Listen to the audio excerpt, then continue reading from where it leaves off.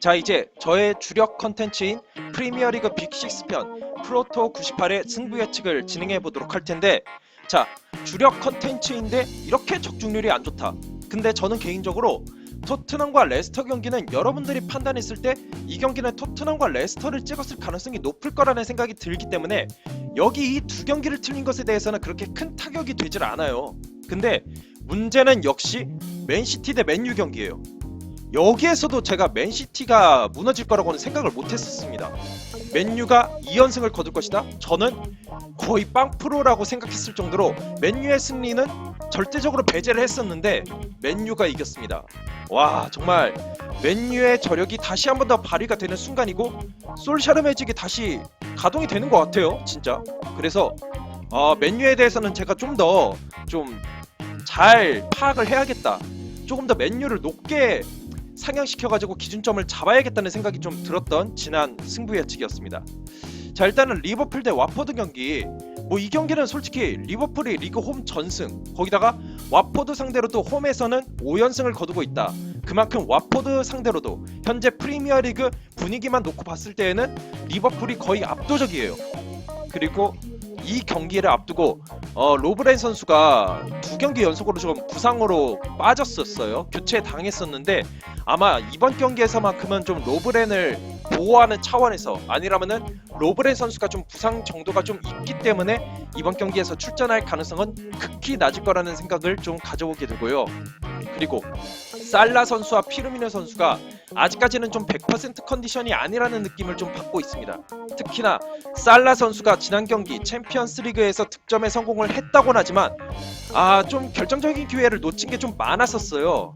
쉽게 갈 수 있었던 그런 경기에서도 살라 선수가 아직까지는 좀 예전에 그 무에서 유를 창조하는 신급의 그 결정력을 아직까지는 보여주지 못하고 있다.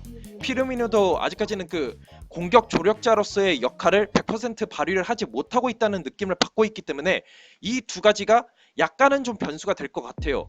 하지만 와포드의 결정력, 4경기에서 한 골밖에 넣지 못하고 있습니다. 그 정도로 와포드의 결정력이 너무 안 좋기 때문에 피로도가 쌓여있는 리버풀, 그리고 최근 들어서 실점이 그래도 좀 꽤 많은 리버풀이라고는 하지만 위에 있는 두 가지 리스크가 있다 할지라도 저는 역시 리버풀의 승리를 예측해보고요. 대신에 이번에 새로 들어오게 되는 프리미어리그에서만 적용되는 이 핸디캡에 대해서는 좀 고민을 해보게 될 것 같아요. 약간은 좀 변수가 있기 때문에 이것에 대해서는 좀 제가 고심을 해서 선택을 해볼까 생각하고 있습니다. 자, 다음으로 이제 첼시와 본머스의 대결인데, 자, 첼시의 경우에는 최근 리그 4경기에서 1승밖에 거둘지 못하고 있다. 물론 각 팀의 사정이 좀 맞물려가지고 이렇게 첼시가 이렇게 성적을 거두고 있다고 하지만 어쨌든 이 리그에서의 안 좋은 분위기, 거기다가 이제 최근 빡빡한 일정을 계속해서 소화를 하고 있다 보니까 이게 좀 첼시에게 있어서는 좀 안 좋은 요소가 될 것 같아요. 그리고 리디거 선수가 좀 복귀를 했다는 거, 리디거가 복귀를 했기 때문에 이 중앙 수비 면에서는 좀 탄탄한 이 스쿼드가 좀 더 강화가 될 거라는 생각이 들기는 해요. 거기다가 본머스에 비한다면은 진짜 이제는 첼시는 부상 선수가 속속히 복귀를 하고 있는 상황이다 보니까, 그리고 부상당한 선수 소식이 없는 걸로 봐서는 주력 선수들 중에서는 딱히 컨디션 그 기복 빼고는 그래도 괜찮을 거라는 생각이 들어요. 대신에 조우마 선수, 이 커트 조우마 선수가 계속해서 풀타임을 소화하고 있다는 것이 좀 우려가 됩니다. 이 본머스를 앞두고 조우마 선수를 좀 뺄 가능성도 어느 정도는 있겠지만, 만약에 조우마 선수가 똑같이 선발 출전을 하게 된다면은 이 조우마 선수의 과부하가 좀 우려가 돼요. 그렇기 때문에 수비적인 면에서 변수가 생길 가능성이 좀 있긴 해요. 하지만 이 본머스의 경우에는 지금 부상 선수가 그렇지 않아도 너무 많은데, 지난 라운드에서 칼럼 윌슨 선수와 나다나케 선수가 부상을 당했습니다. 아마 이 공수에서 핵심인 선수가 결정할 가능성이 있기 때문에 이런 면에서는 솔직히 좀 본머스의 승리를 점치기엔 너무 힘들 거란 생각이 들어요. 물론 팀 내 득점 1위 해리 윌슨 선수가 지난 경기에서는 임대 조항 때문에 출전을 하지 못했었지만 이번 경기에서는 출전을 할 수 있을 것 같아요. 그렇다곤 하지만 아무리 그래도 원정 3연패, 그리고 최근 원정 5경기에서 1무 4패의 본머스, 그리고 첼시의 현재 주력 선수들, 이런 걸 좀 따져봤을 때는 솔직히 무승부 가능성이 있다고는 생각이 들지만 그래도 저는 첼시의 승리를 예측해 볼 수밖에 없을 것 같아요. 뭐 물론 첼시가 여러 가지 면에서 좀 너무 힘든 일정을 소화하고 있다 보니까 좀 힘들 것 같긴 한데 그래도 힘든 경기 속에서도 저는 첼시가 이길 거란 생각이 들어요. 자, 다음으로 맨유 대 에버턴 경기인데, 자, 맨유의 래시포드 선수가 진짜 미친 득점력으로 맨유를 이끌어가고 있습니다. 맨유에서 지금 래시포드 선수가 5게임에서 5골, 그리고 유로파 리그나 아니라면은 리그 경기에서도 최근 들어서 득점에 성공을 하면서 조금씩 폼이 올라오고 있는 이 영 조커 그린우드 선수도 좀 주목해 볼 필요가 있을 것 같다는 생각이 들고, 그리고 에버턴전에서 홈에서 4승 1무, 최근 들어서 홈에서 에버턴 상대로는 정말 좋은 경기력을 뽐내고 있다.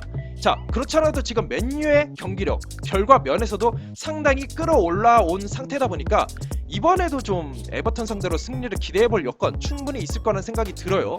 하지만 수비가 좋아졌다고는 하지만 아직까지도 클린시트가 나오질 않고 있다. 11게임 연속 실점을 허용하고 있다.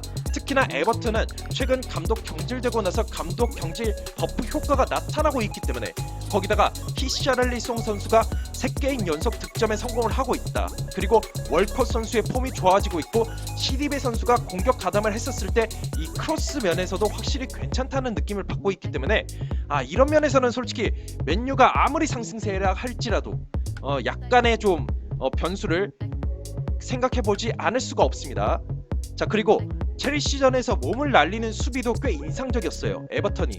근데 이게 솔직히 맨유전에서는 좀 득이 될지 독이 될지 좀 잘 모르겠습니다. 특히나 래시포드 선수가 이렇게 몸을 날리는 과정 속에서 페널티킥을 잘 얻어내고 있잖아요. 그렇기 때문에 이게 어떻게 보면 에버튼에게는 독이 될 수도 있을 거라는 생각이 좀 들긴 해요. 자, 거기다가 히샤를리송 선수의 발목 컨디션, 최근 들어서 좀 수비도 좀 적극적으로 가담을 하면서 공격과 수비에서 좋은 모습을 보여주고 있는 히샤를리송 선수가 넘어지면서 좀 발목에 통증을 호소하는 장면이 꽤 나왔었어요. 그렇기 때문에 이게 어떻게 보면 이번 경기에서 좀 변수가 될 수도 있을 것 같다는 생각이 개인적으로 들어요.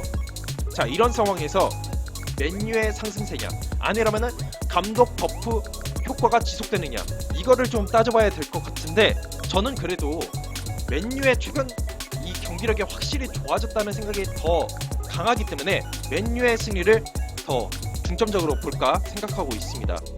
자, 마지막으로 이제 울버햄튼 대 토트넘 경기인데, 자, 울버햄튼의 지오고 조타 선수가 지난 리그 경기와 유로파 리그에서 정말 미친듯이 득점력을 뽐내고 있습니다. 이 득점 감각이 상당히 살아났다. 그렇지 않아도 라울 히메네즈, 네베스, 여기에 이제 주앙 무티뉴 선수까지 울버햄튼의 공격력이 살아나고 있는데 지오고 조타까지 살아났다. 정말 울버햄튼의 공격력이 정말 빡셉니다. 거기다가 리그 홈 1패, 그리고 유로파 리그 포함해서 6경기에서 14득점이나 기록하고 있을 정도로 울버햄튼의 공격력, 토트넘의 수비를 생각해 봤었을 때 물론 지난 라운드에서 클린시트를 성공했다고는 하지만 그래도 울버햄튼의 지금 득점력이면은 토트넘 쉬운 경기를 하기 어려울 것 같다는 생각이 들어요. 자, 하지만 울버햄튼이 무승부가 많은 편이죠. 그리고 리그 8경기에서 클린시트가 단 1회밖에 없습니다. 맨시티전 원정 경기에서 2대0 승리 이후에 8경기에서 클린시트는 딱 한 번밖에 없었다. 이게 울버햄튼의 승리를 무조건 점치는 데 있어서는 약간의 좀 리스크가 될 거란 생각이 들어요. 자, 그리고 토트넘의 경우에는 무리뉴 체제에서 지금 득점력이 상당히 폭발하고 있죠. 4게임에서 12득점, 물론 맨유 경기에서 한 골밖에 넣지 못했다고는 하지만 한 번 득점이 폭발했다 하면은 정말 이 토트넘의 공격력은 울버햄튼도 막을 수가 없을 것 같다는 생각이 들어요. 이런 점에서는 울버햄튼이 좀 조심해야 될 것 같다. 그리고 해리케인과 델리알리 선수가 아예 명단에서 제외가 되었었다. 휴식을 취했다. 그리고 지난 미넨전에서 출전을 했다고는 하지만 그래도 손흥민 선수가 공격 포인트를 리그에서 차곡차곡 쌓아나가고 있다 보니까 이러한 점에 있어서는 토트넘에게는 꽤 긍정적인 요소로 작용할 것 같다는 생각이 들어요. 하지만 리그 원정에서 아직까지도 1승밖에 없다. 그리고 미넨 원정에서 모우라 선수나 알더베이럴트 아니라면 시스코, 다이어 선수, 이런 선수들을 꽤 소모를 했다는 것이 약간은 좀 리스크가 될 것 같아요. 자, 이런 면에서 저는 솔직히 울버햄튼의 최근 기세가 확실히 좋다. 유로파리그, 리그 다 따질 것 없이 꽤 괜찮다는 생각이 들어요. 그렇기 때문에 토트넘의 승리 가능성이 좀 낮다고 보고 저는 울버햄튼의 승리를 좀 예측해 보려고 해요. 자, 승부 예측을 요약해드리자면 리버풀 와포드 경기는 리버풀의 승리, 첼시와 보머스 경기 역시 첼시 승, 맨유 에버턴도 뭐 강도 경질 효과가 있다곤 하지만 그래도 맨유로 더 무게를 잡아보도록 하겠고요. 울버햄튼 토트넘 경기가 약간은 좀 여러분과 생각이 다를 것 같아요. 저는 울버햄튼으로 좀 더 무게가 좀 실리는 것 같다는 생각이 들어요. 자, 그리고 제가 빅6를 제외한 프리미어리그 나머지 경기들 프로토 98의 승부 예측은 제가 앞에 올려놨으니까 참고하실 분들은 이 영상을 참고하시면 될 것 같고요. 그리고 아스날 대 맨시티 이번 라운드 빅6 팀들끼리의 대결 프리뷰 영상을 따로 올릴 생각이니까 이 영상 업로드 되는 대로 많은 관심 가져주셨으면 좋겠습니다. 자, 그리고 제가 아마 해외 축구 다른 리그의 해외 축구 승부 예측 공유 영상은 이번에는 올리지 않을 것 같아요. 이번에는 좀 그거는 좀 쉬려고 하니까 여러분들이 좋은 선택을 하셔가지고 좋은 성과 얻으셨으면 좋겠습니다. 제 영상이 마음에 드시는 분들은 구독과 좋아요를 눌러주시면 감사드릴 것 같고요. 이상 영상을 마치겠습니다. 감사합니다.